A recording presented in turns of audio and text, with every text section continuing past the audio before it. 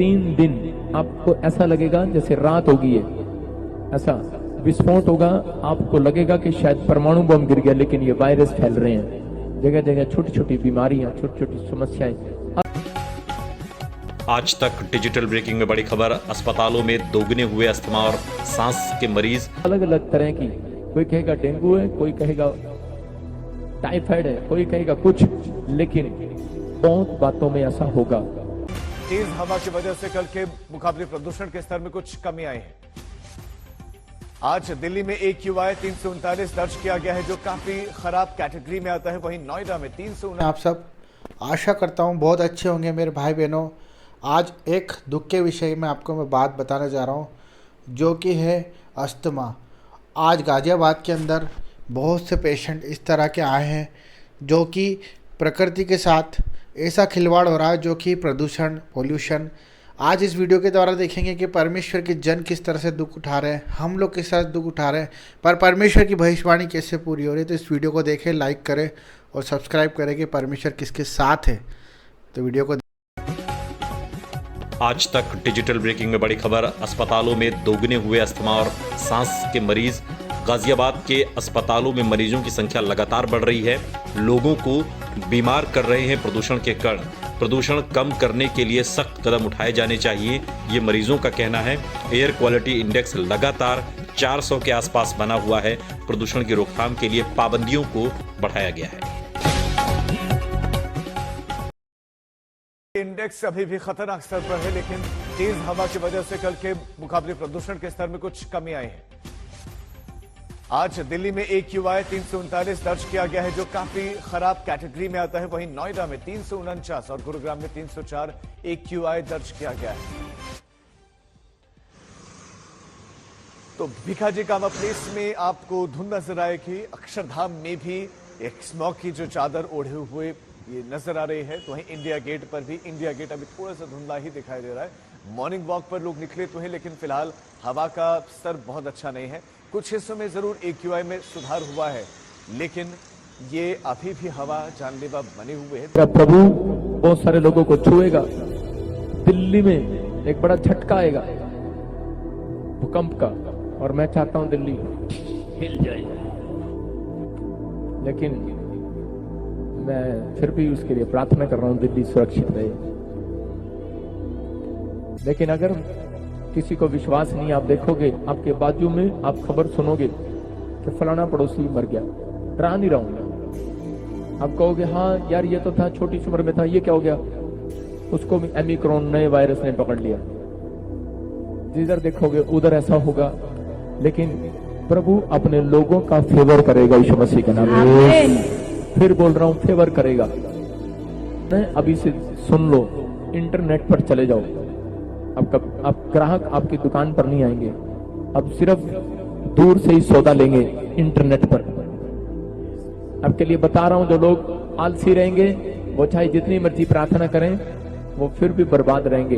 वो फिर कहेंगे हम दशमांश देते हैं, हम भेंट देते हैं। भविष्यवाणी आपको डायरेक्शन देती है, आपको क्या करना है अगले साल के लिए, प्रिपेयर रहना है। आप सुनेंगे अबलबा शबलबा पवित्र आत्मा की ओर से कि अगर वो बम गिरा और ना भी गिरे, तो मैं देख रहा हूँ होली स्पिरिट ने मुझे कहा आप बाहर के देशों में भी, पंजाब में भी, आप अलग अलग जगह भी, कई जगह ऐसा सुन सकते हो पानी की शॉर्टेज होगी। मध्य प्रदेश में, यूपी में आप कई जगह सुनेंगे सूखा पड़ गया और लोग सड़कों पर आ जाएंगे। लाइन लगी देख रहा हूं मैं महाराष्ट्र के बाहर, पानी की टूटियों के पीछे लड़ाई कर रहे हैं। और आप खबर सुनोगे एक ने मर्डर कर दिया, उसका डेथ हो जाएगी, इतना तगड़ा झगड़ा हो जाएगा। आप सुनोगे बहुत सारी चीजें ऐसी होंगी। 3 दिन आपको ऐसा लगेगा जैसे रात होगी है, ऐसा विस्फोट होगा, आपको लगेगा कि शायद परमाणु बम गिर गया, लेकिन ये वायरस फैल रहे हैं जगह जगह, छोटी छोटी बीमारियां, छोटी छोटी समस्याएं, अलग अलग तरह की। कोई कहेगा डेंगू है, कोई कहेगा टाइफाइड है, कोई कहेगा कुछ, लेकिन बहुत बातों में ऐसा होगा। अगर मेरी बात पर किसी को विश्वास नहीं है, एक एंजल खड़ा है यहाँ पर, लेकिन अगर आपको मेरी बात पर विश्वास है, प्रिपेयर होना है। प्रिपेयर इस साल तैयारी का है, क्योंकि यीशु मसीह तीसरे दिन जी उठा। ये 3 साल दे रहा है वो आपको तैयारी के, क्योंकि आगे 2025 के बाद, 26 के बाद आपको टाइम नहीं मिलेगा। बहुत सारे लोगों को टाइम नहीं मिलेगा। प्रभु बड़ी जल्दी बादलों पर आने वाला यीशु मसीह के नाम में।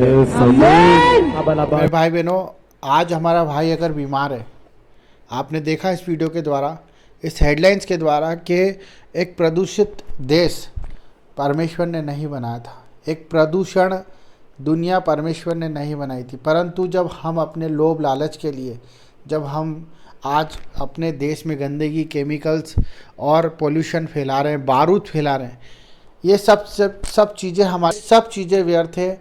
हमें समझना है कि हमारे क्या उपयोगिता है और हमें क्या इस चीज़ से हम किसी और का नुकसान कर रहे हैं। उसी प्रकार से परमेश्वर ने हर एक चीज़ त्याग दी थी। जब शैतान ने उन्हें पहाड़ पर ले जाकर राजपाट दिखाया, उन्होंने जब उन्हें नीचे से ऊपर कूदने को कहा, जब उन्होंने बोला कि तू भूखा है तो ये पत्थर से कह दे कि रोटी बन जाए, तब आप सबको पता है और जो परमेश्वर को जानते हैं उन्हें तो खासकर पता है कि परमेश्वर ने अपने परमेश्वर की परीक्षा नहीं की। उन्होंने साफ साफ कह दिया कि मैं अपने परमेश्वर की, अपने पिता की परीक्षा नहीं करता हूँ, चले जा यहाँ से। उसी प्रकार हमारे जीवन से हमें गंदगी को निकालना है, उसी प्रकार हमें मोह से हमें दूर होना है। क्योंकि जब हम आज प्रदूषित देश को देखते हैं, ये अस्थमा का जो रोग है आप नहीं जानते मेरे भाई बहनों, और जो जानते हैं उनका दर्द, उन्हें सांसें नहीं आती, उन्हें घुटन सी महसूस होती है, चाहे वो आकाश में ऊपर देख रहे हो, चाहे धरती को देख रहे हो, चाहे खुली हवा में घूम रहे हो। इतना भयंकर दर्दनाक उनका जीवन होता है कि हम अगर उस चीज़ से गुजरे तो हम शायद किसी को व्याख्या नहीं कर सकते। इस चीज़ से रोकने के लिए जिस तरह से आकाश के पंछी हैं, जिस तरह से परमेश्वर ने जो जो हवाएं बनाई, जैसे झाड़ पौधे बनाए, इन सब नष्ट हो रहे हैं और ये नष्ट होते जा रहे हैं क्योंकि पोल्यूशन बढ़ता जा रहा है। आज गाज़ियाबाद में और दिल्ली में इतना प्रदूषण हो चुका है, आज चारों तरफ इस बात की चर्चा है कि उनका प्रदूषण हाई हो चुका है। उसी के कारण वहाँ पर रोक लगा दी गई है, वहाँ पर ट्रैफिक्स में रोक लगा दी है, वहाँ पर रूल्स बन रहे हैं नए नए। क्यों? क्योंकि प्रकृति अब उनके खिलाफ हो गई है और आज वहाँ पर दम घुटने की बीमारी हो गई है। वहाँ पर मनुष्य अपने जीवन को प्रतिदिन अपने भाई बहनों को मौत मरता हुआ देख रहा है।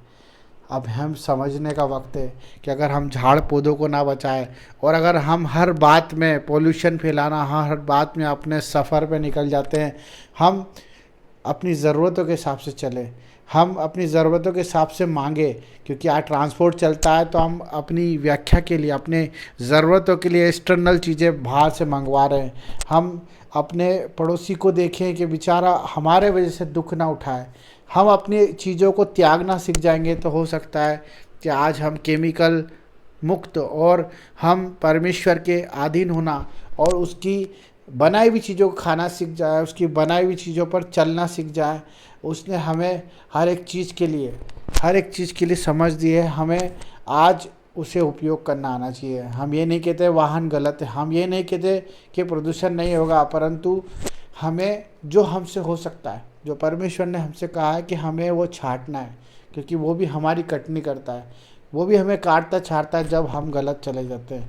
तो जब वो क्रिएशन करेगा, जब इस देश में महामारी आई, जिस तरह से लोगों ने तड़पते हुए अपनी जान दी, जब कोरोना वायरस ने घर घर दस्तक दे दी थी, आप जानते हो कि कितनी मृत्यु हो चुकी है। परंतु आज अगर हम उस चीज़ से नहीं सीख रहे, क्योंकि आज हमारे जीवन में अगर एक छोटा सा दाग है तो वो बड़ा हो जाता है। अगर हमारा जीवन खराब है, कलंकित है, तो हमारा पूरा समाज परिवार कलंकित है। उसी प्रकार अगर हमारा पड़ोसी देश या पड़ोसी राज्य या पड़ोसी शहर अगर प्रदूषित है तो हम भी प्रदूषित हो जाएंगे। क्योंकि अगर हम अपना बचाव नहीं कर सकते, परंतु हम उनकी लिए ये सब चीज़ें कर सकते हैं।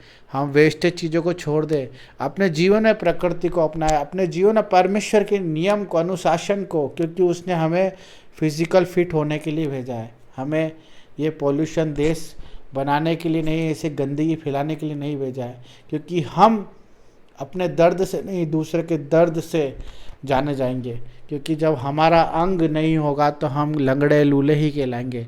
उसी प्रकार से अगर हमारा कोई भाई मरता है, कोई बहन अगर अस्थमा और क्योंकि प्रकृति से खिलवाड़ है। आप देखिए, ये एक ईश्वर की क्रियाओं के साथ खिलवाड़ है। इस पे रोक लगाई जाए और सरकार भी लगाएगी और परमेश्वर तो अपना काम करता ही है। सबको जय मसीह की। मेरा सिर्फ यही बताने का उद्देश्य था कि हम अपने आप को नियंत्रण में लाएं। हालेलुया, आमीन।